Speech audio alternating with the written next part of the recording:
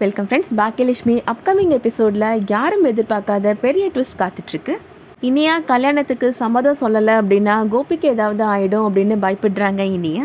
அதனால் அவங்க அப்பா சொன்ன மாப்பிள்ளையே கல்யாணம் பண்ணிக்கலாம் அப்படின்னு முடிவு பண்ணுறாங்க.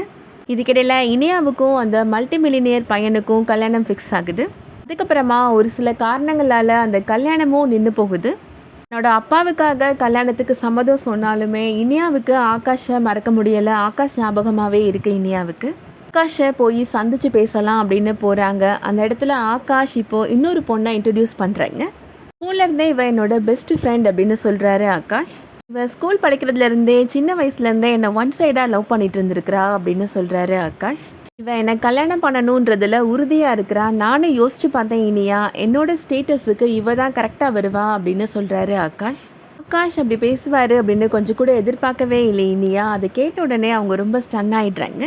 அடுத்ததாக என்ன நடக்க போகுதுன்றதை வெயிட் பண்ணி பார்க்கலாம். இந்த வீடியோ பிடிச்சிருந்துச்சுன்னா லைக் பண்ணிக்கோங்க. சீரியல் அப்டேட்ஸ்க்கு நம்ம சேனலை சப்ஸ்கிரைப் பண்ணிக்கோங்க. தேங்க்ஸ் ஃபார் வாட்சிங்.